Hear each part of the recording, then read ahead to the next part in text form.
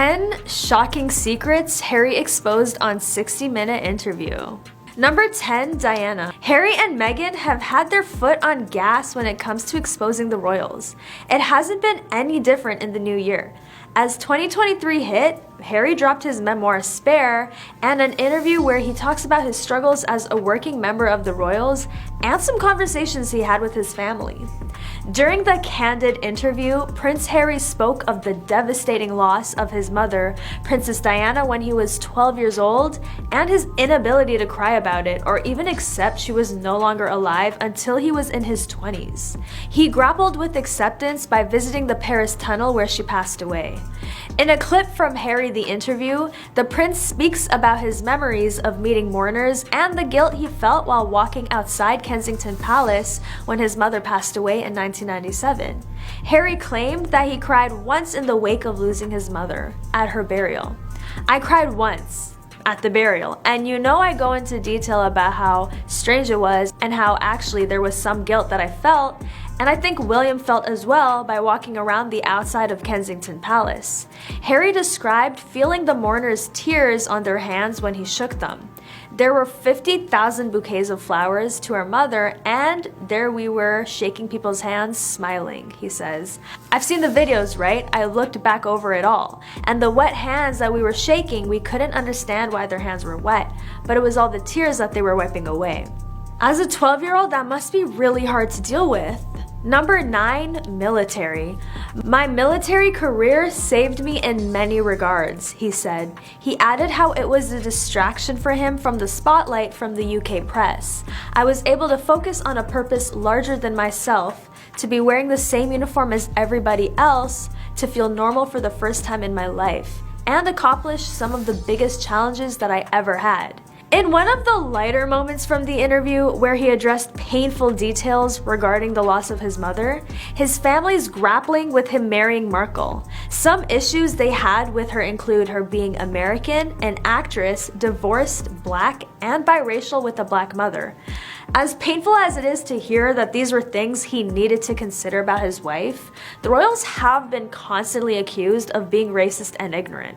Number 8, the fight and how Meghan found out.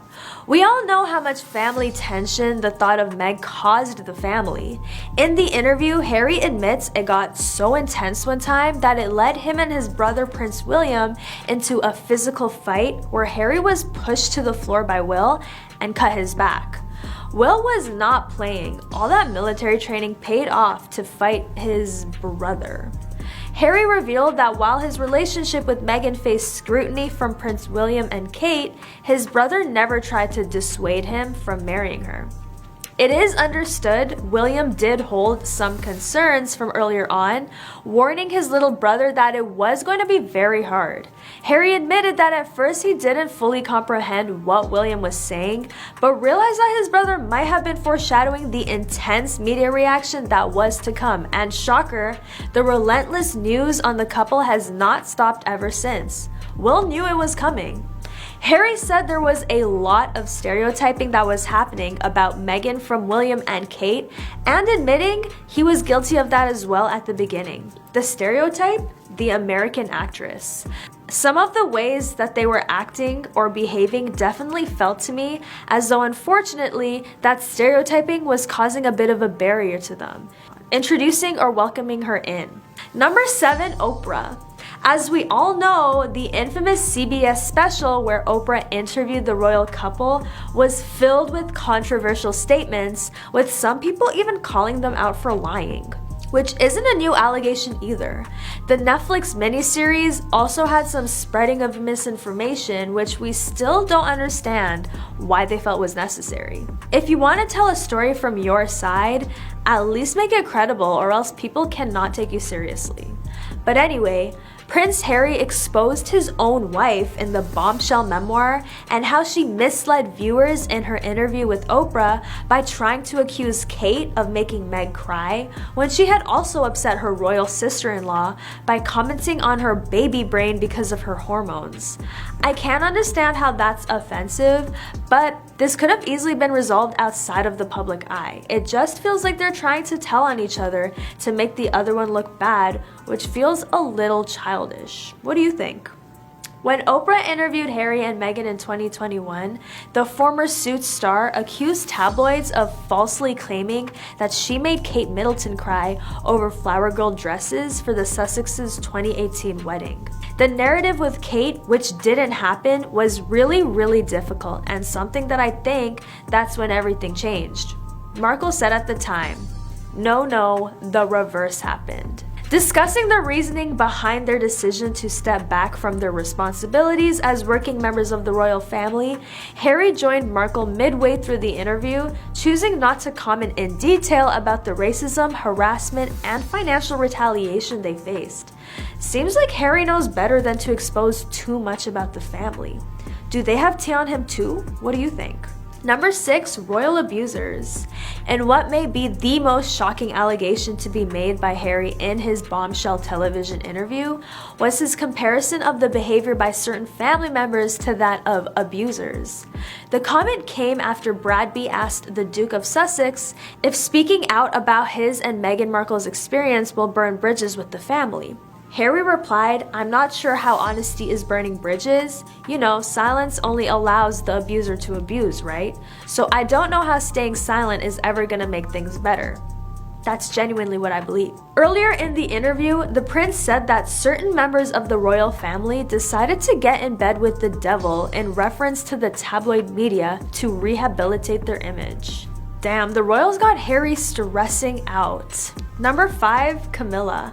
Although we may not know much about the personal relationship between Prince William, Harry, and their stepmother Camilla, I want to say it had never been an easy one, following comments Harry had made about the Queen Consort.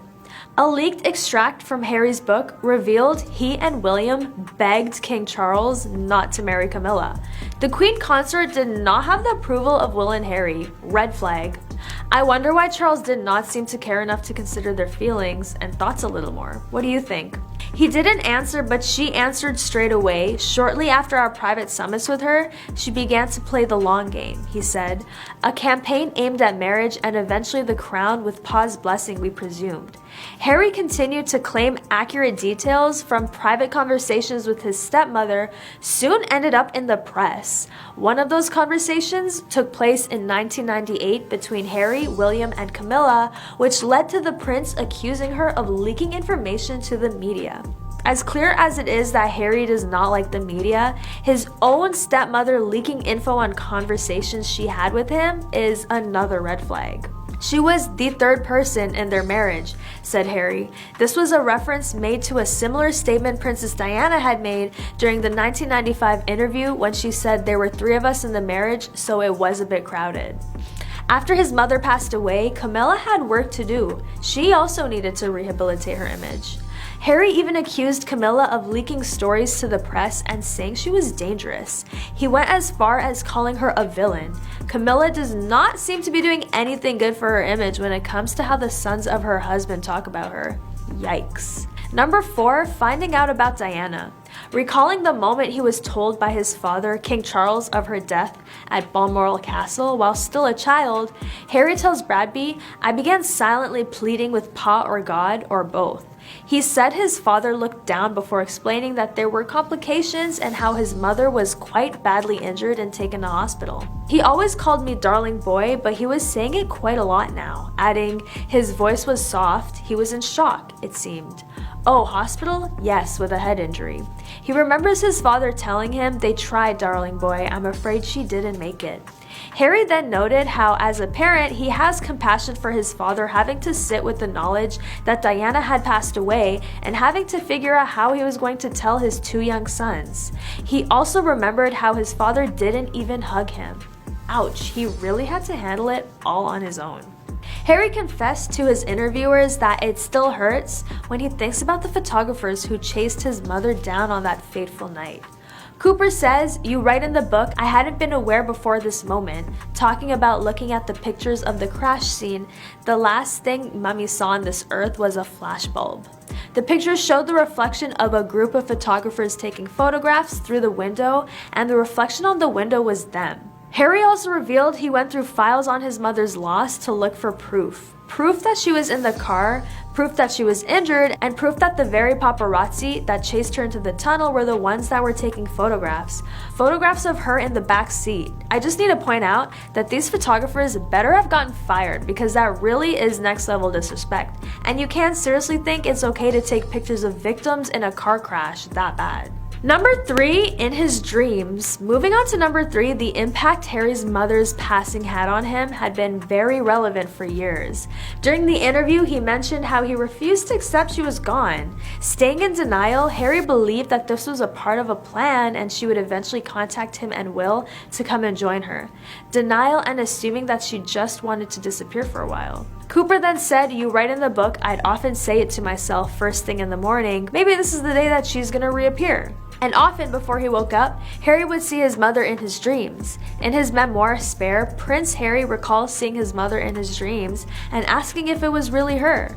Prince Harry tells Bradby, "I refer to it as post-traumatic stress injury because I'm not a person with a disorder. I know I'm not." I feel like that was kind of problematic. Number 2, a dominant theme in Harry's memoir is the impact the passing away of his mother, Princess Diana, had on him as a child and still does as an adult. While still trying to process his grief, he had to deal with Charles as a single parent. In an extract from Spare read out during his ITV interview, Harry says he'd always given an air of not being quite ready for parenthood, the responsibilities, the patient, and the time. Even he, though a proud man, would have admitted as much, but single parenthood? Pa was never made for that. To be fair, he tried. As much as the royals have, they seem to have lacked compassion, and Harry wanting his father to be there for him is hard to see considering how much they had to deal with as royals, including all the media attention Princess Diana's loss had brought them. Number 1, Prince Harry has a burner? When he first started dating Meghan, Harry used another Instagram account to lurk on the gram. Turns out Harry is not so different from the rest of us. The handle, Spiky Mouse with a 5, was made inspired by Canadian DJ Deadmau5 and a nickname given to him by his Met Police bodyguards. According to the biography, they followed each other on the social media platform after their first date, but they both stopped using their accounts when the relationship was made public. Markle was only one of 2 people following the account at the time it was deleted. The book also reported that Harry used a secret Facebook page with the alias Spike Wells. Their private messages most likely won't be part of the upcoming book, as both Meg and Harry were not involved with the reporting process. Thanks for watching!